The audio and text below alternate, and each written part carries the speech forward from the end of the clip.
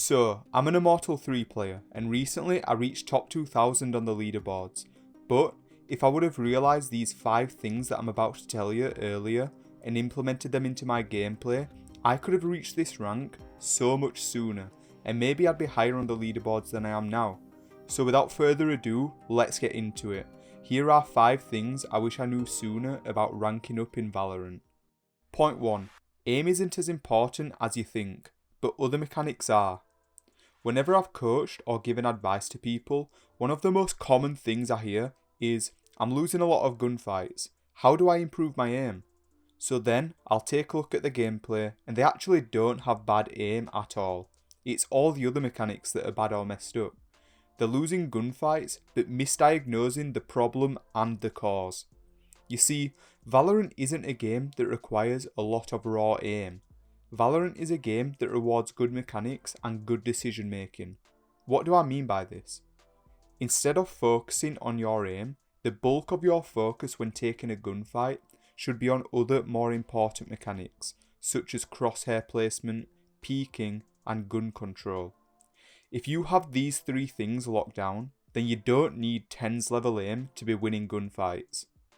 Good aim is important, but not as important as the other mechanics that I just listed. The next video I make is going to focus on these 3 key mechanics, so make sure to be on the lookout for that. The main takeaway here is to not put too much emphasis on your raw aim. Look at the other less flashy mechanics, because those are the things that are going to win you gunfights, and winning gunfights will win you games. Point 2. Don't fall into the trap of being a support player. You should be trying to carry. Something that many players do without realising, and even something that I did for a while, is falling into the trap of becoming a supportive player. You need to be honest with yourself. Are you playing Initiator and Smokes because you want to have a good team comp and provide good util for your team? Or are you doing it because you don't want the responsibility that comes from playing a carry role like duelist? Playing heavy utility agents means there's less responsibility on you to have to carry the game 1v9. You can come 3rd or 4th on the leaderboard, and you can tell yourself that it isn't your fault you lost. You threw good util and you did your job, right? This might feel good and relieving in the present moment, but it is terrible for your improvement and for your rank. It's terrible for your rank because if you're below Immortal, playing support for your duelists in this rank just isn't worth it. You can throw perfect util, and since the players in your games aren't that good, they won't make good use of it. Playing support is terrible for your improvement because you aren't focusing on the high impact skills mentioned in point 1. On the other hand, duelists have all the tools in the game to win 1v9. If you care about improving, you should be playing duelists and you should be trying to MVP every game. Pushing yourself will lead to a faster rate of improvement, which leads to you becoming a better player and winning more games in the future. Point 3. Keep communication short. Many people have an obsession with communication and overcomplicate it. Communication is very simple in Valorant, and really, you should only be communicating 3 things each round. The first thing you communicate is a pre-round plan. Make a simple plan with your team so that you're all on the same page. Decide which bomb site you're going to hit, then ask 2 to 3 members of your team to use their util in a specific way.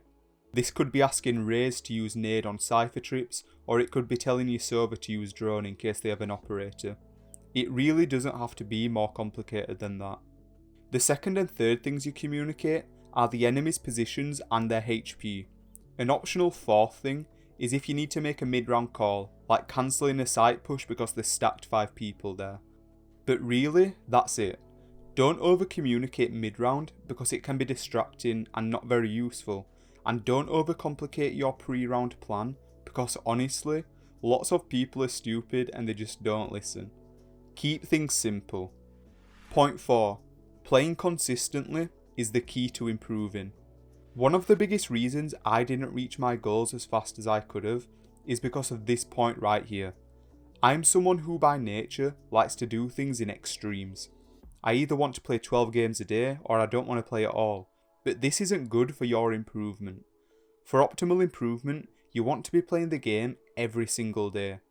For example, someone playing 4 games per day will improve at a faster, more consistent rate than someone who plays 12 games every 3 days.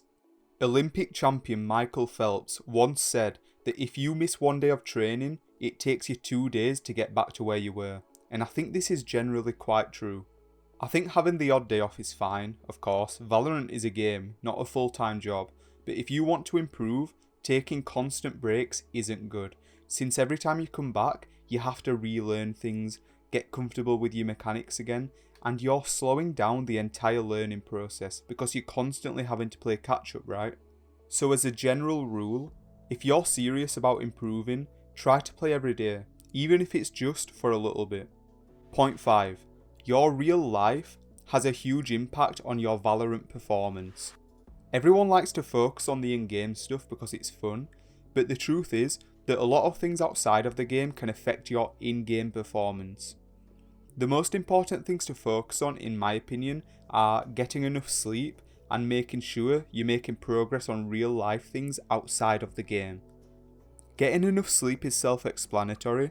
You're going to be more alert, your decision making is going to be better, and your mentality towards the game is going to be generally good. Making sure you're progressing in life outside of the game is important, because in Valorant, there is a lot of uncertainty. As much as I talk about taking on personal responsibility for your results and rank, the truth is that there is an element of randomness in Valorant, and you can have a day or two where you play well but you lose a lot. If Valorant is the only thing you have going for you and you lose every game, you're going to feel bad, and this might take away from your enjoyment and move your focus away from improvement. If you enjoyed the video, you can subscribe, and if you want one-on-one coaching, you can click the link in the description.